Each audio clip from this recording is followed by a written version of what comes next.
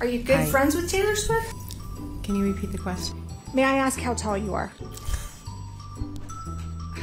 I think I'm shrinking though.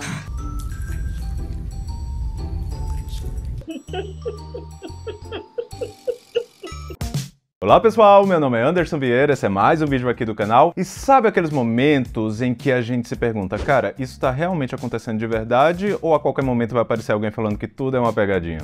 Ou se tratando de celebridades, será que isso é real ou mais pra frente a gente vai receber o anúncio de que tudo fazia parte de um documentário ou algo assim? Pois bem, foi exatamente assim que eu me senti quando eu tomei conhecimento do caso do processo judicial que Gwyneth Paltrow estava respondendo nos Estados Unidos. De forma resumida, no mês passado a atriz foi a julgamento por um processo aberto contra ela, na qual a causa se encaixava no que por lá é conhecido como hit run, ou seja, quando ocorre um acidente de trânsito e o motorista foge sem prestar socorro, algo que a gente vê acontecendo bastante por aqui também. Só que as subjetividades desse processo começam pelo fato de que esse acidente de trânsito na verdade aconteceu na neve e que o objeto a qual a Gwyneth pilotava era na verdade o seu equipamento de esqui. No começo eu até imaginei que pudesse ser aquelas motos que o pessoal usa na neve, sabe? Aquelas que a gente vê nos filmes e tal. Mas não, era na verdade só os bastões e o par de esqui mesmo. Vamos dizer que não seria o tipo de cena que eu visualizaria se alguém me falasse de um processo sobre acidente de trânsito, né?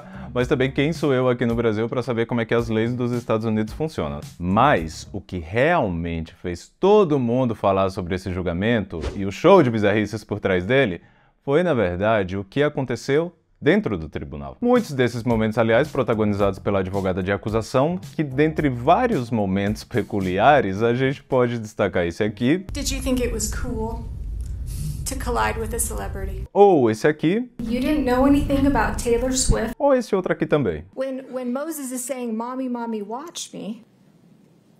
I do not recall Moses saying, "Mommy, mommy, watch me" on the ski slope. Deu pra sentir a vibe The Office só por esses cortes? Pois se prepara que ainda tem mais. E, no momento em que eu tô gravando esse vídeo, já temos o resultado da sentença, então fica aí até o final pra poder entender todo esse rolê.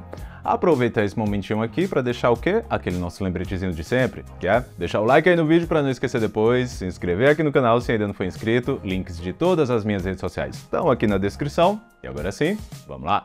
Oops, sorry.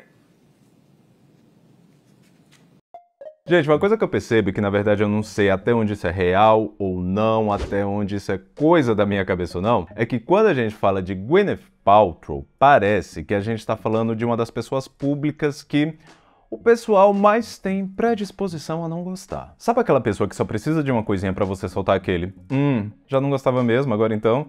E assim, aqui no Brasil eu até entendo de onde vem esse sentimento por parte de muita gente. O Oscar de 1999 é algo que tá entalado na nossa garganta até hoje. Mas acompanhando todo esse caso e vendo os comentários pela internet e tudo mais, aparentemente não é algo que só o brasileiro sente não. E assim, eu nunca tinha parado pra pensar se eu era fã ou hater da Gwyneth. Pra mim, ela sempre foi uma pessoa ok, né? Tá lá no canto dela, beleza, Gwyneth Paltrow.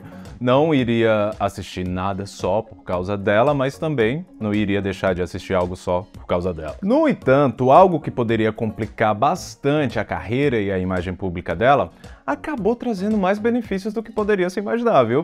Porque de todo mundo envolvido nesse processo, ela parecia ser a única que tinha noção do que estava acontecendo. Mas enfim, contextualizando os fatos, agora em março, Gwyneth foi a julgamento por conta de um acidente que aconteceu 7 anos atrás, quando ela e a família dela estavam passando férias em um resort, e daí um dia ela foi esquiar, e em uma versão curta da história, esbarrou em um cara que também estava esquiando, ou o cara que esbarrou nela, dependendo da versão de cada um. Pois é, isso aconteceu em 2016, e a vítima no caso era um médico aposentado chamado Terry Sanderson, e num primeiro momento parecia que tudo tinha se resolvido ali mesmo. Segundo Gwyneth, já sob juramento, apesar do estresse que rolou por conta da batida, não olhou se o outro estava bem, se estava tudo certo, se ninguém tinha se ferido gravemente, e vendo que todo mundo estava aparentemente bem, foi cada um pro seu lado, vida que segue. Só que, de acordo com Sanderson, aquele foi um momento que marcou para sempre a vida dele desde então. Segundo a acusação, um acidente causado por Gwyneth lhe causou danos físicos irreversíveis e sequelas emocionais que ele jamais será capaz de esquecer. E por conta disso, ele abriu um processo contra a estrela de Hollywood agora em 2023, pedindo uma indenização no valor de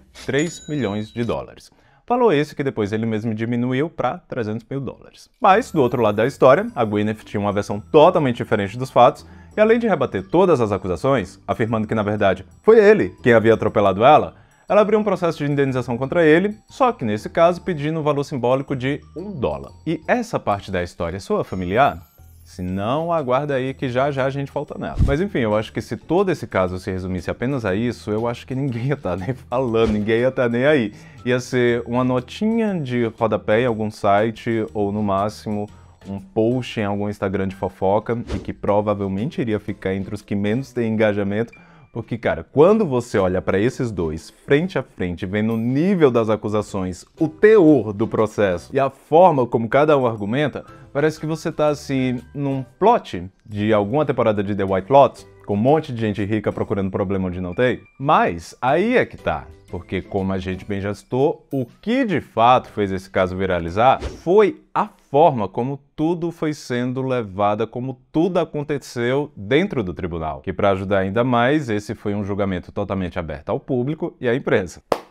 E é aqui onde a história começa a ficar boa de verdade, porque eu juro, se alguém me mostrasse alguns cortes desse julgamento e me falasse que era uma sketch de humor do Saturday Night Live, talvez a única coisa que me fizesse desconfiar de que não era verdade fosse a qualidade do áudio, porque, nossa, todo o resto realmente parece que foi, assim, um roteiro de comédia escrito pra TV. Não sei se por neles mesmos tá levando aquilo a sério, mas os advogados de ambos os lados, vale citar, pareciam estar totalmente perdidos no que estavam fazendo ali, as perguntas eram sem sentido, o nervosismo estava estampado na cara deles.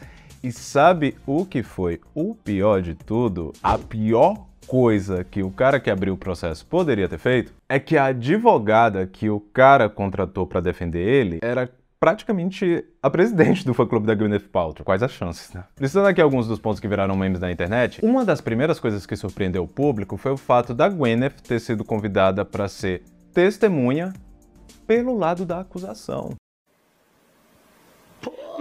Mas deixa eu te falar. Tipo, pelo que eu vi de alguns especialistas que analisaram o caso, isso é permitido nos Estados Unidos por conta do aspecto em que o caso foi enquadrado. Isso, por exemplo, não ia ser permitido em um caso criminal, em um julgamento criminal, sabe? Mas ainda assim, mesmo que seja permitido, mesmo que esteja dentro da lei, mesmo que não seja algo assim tão absurdo, judicialmente falando, será que é realmente uma boa ideia você convidar alguém para ser uma testemunha do seu lado, a mesma pessoa que você está querendo derrotar? E vamos dizer assim também que não ajuda muito o fato da advogada da vítima trazer uma conversa que praticamente confirma a versão do acusado, para o acusado confirmar que é verdade mesmo? After you were screaming to him, isn't that when Mr. Sanderson said, "I'm sorry, I'm sorry"? He said, I said, you skied directly into my effing back. And he said, oh, sorry, I'm sorry. Right. Eu tô rindo porque, cara, é cada coisa que chega a ser piada. Tipo, a versão do seu cliente era de que ele havia sido acidentado por uma pessoa. E daí, como que você traz uma conversa onde, após o baque, ele que se levanta e pede desculpas? E bom, a partir daí, foi só ladeira abaixo.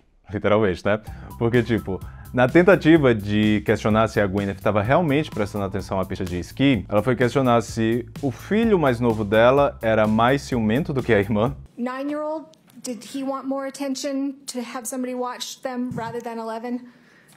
Not necessarily. Okay. Já um outro momento foi tão bizarro porque, apesar de, depois da polêmica, alguns tentar justificar que aquela talvez fosse uma manobra dela para talvez fazer a Gwyneth se sentir mais à vontade dentro de um tribunal, né? Mas enfim, pra talvez conseguir tirar algo dela mais fácil, a mulher foi lá e começou a trocar figurinhas sobre sapatos, sobre o quanto a Gwyneth era maravilhosa por ser alta e tudo mais, e daí você ficava assim. É essa mulher que tá tentando fazer essa outra perder o processo? May I ask how tall you are? I'm just under 5'10". Okay. I am so jealous. I think I'm shrinking though. You and me both. I have to wear 4-inch heels just to make it to 5'5". Well, So. they're very nice. Oh, thank you. E tudo isso sem contar o momento mais controverso de todos, que foi o momento em que a advogada da vítima queria saber mais sobre como era a relação da Gwyneth com a Taylor Swift. Sim, isso mesmo. Are you good Hi. friends with Taylor Swift? No, Relevance? Overruled? You're not good friends with Taylor Swift. I would not say we're good friends. We are friendly. I've taken my kids to one of her concerts before, but We don't talk very often. Sendo justo, a pergunta dela até que, de alguma forma, fazia um pouco de sentido, porque, pra quem não lembra, em 2017, a Taylor venceu um processo por importunação sexual contra um radialista. E, na ocasião, Taylor havia pedido apenas o valor simbólico de $1, porque a intenção dela não era uma indenização em dinheiro por conta do ocorrido, mas sim trazer visibilidade para essa pauta, onde a gente sabe que muitas e muitas vezes as vítimas são silenciadas ou sequer são levadas a sério quando vão fazer a denúncia. O dinheiro não ia fazer diferença para Taylor, mas ela também não deixou, né, que o cara simplesmente achasse que ele pudesse fazer o que ele quisesse, sem sofrer qualquer tipo de consequência. Eu acho que no fim das contas, o que fez tudo isso virar meme não foi nem os caminhos que a advogada tentou traçar para tentar vencer o caso para o cliente dela, mas a forma como ela trazia isso, a forma como ela abordava esses assuntos, porque era algo tipo: nossa gata, essa foi a fofoca que todo mundo tava falando sobre isso, como que você não ficou sabendo? Because she asked for $1 in symbolic damages, right? And I think I said at that point I had not been familiar with it, but I since am. Now you are. Não sabia?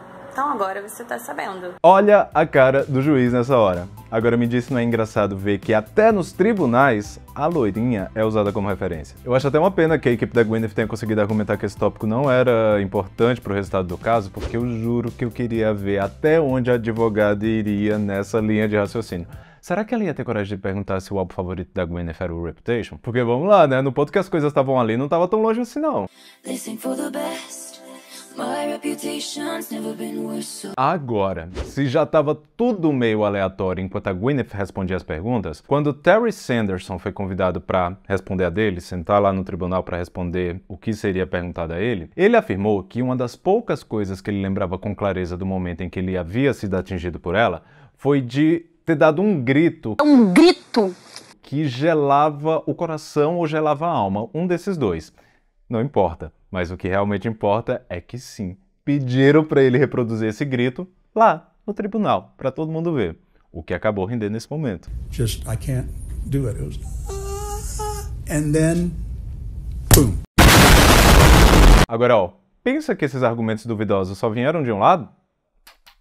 Porque eu não sei, assim, não faz sentido, pelo menos na minha cabeça, se eu estiver sendo noob, eu tô sendo noob junto com toda a internet que achou isso estranho, o fato da defesa da Gwyneth oferecer mimos. Isso mesmo, mimos da marca dela pro júri e pra bancada que ia analisar o caso. Private security for my client wanted to bring in treats for the bailiffs for how helpful they've been. So I wanted to do that transparently and see if there are any objections. We object. We object. Okay. There's an objection. Okay, so I will let them know. Let them know thank you, but no thank you. Agora me diz, se eu descrevesse essa cena aleatoriamente sem contexto, você ia imaginar que isso aconteceu em um tribunal de verdade, fora da ficção, ou uma cena de comédia, um sketch de comédia de algum programa de humor? E detalhe, à medida com que o caso foi viralizando e virando meme, o pessoal foi começando a se atentar em todos os detalhes possíveis, e como a causa do crime em si já tinha ficado totalmente em segundo plano, sobre o que era que o pessoal estava comentando?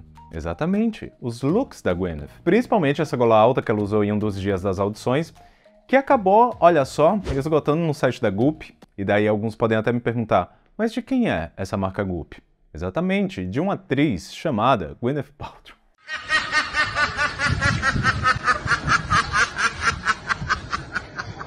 Vocês estão entendendo porque antes mesmo do resultado sair, ela já havia vencido? E bom, nesse caso foi uma vitória em dobro porque por conta das várias provas a favor dela, como reportes do resort sobre o acidente, mensagens de texto, testemunhas e tudo mais, e o fato do próprio Sanderson, que abriu o processo, no seu próprio depoimento revelar que não tinha uma memória muito clara do que havia acontecido no dia, além da exposição que ela conseguiu para sua marca, a Gwyneth também venceu o processo e recebeu como indenização o valor de $1, agora no finalzinho da semana passada, no finalzinho de março. Juridicamente, caso encerrado, mas eu tenho certeza que isso ainda vai render tanto. E até uma pena, né, que a temporada de premiações já passou, porque vocês conseguem enxergar isso sendo um prato cheio para os apresentadores fazer piada? Mas, enfim, foi isso. Eu sei que esse não é o tipo de vídeo que geralmente a gente faz aqui no canal, eu não sei se eu sei contar esse tipo de história muito bem, mas pelo menos eu espero que tenha dado aí pra entender todo esse white people problems que rolou e que a todo momento eu tava esperando assim a Tânia aparecer ali no meio deles. Bom, pessoal, espero que vocês tenham gostado desse vídeo. Se sim, deixa o like, se inscreve aí no canal se ainda não for inscrito, compartilha aí com o pessoal, aquele esqueminha, beleza? Por hoje é isso e vamos nessa!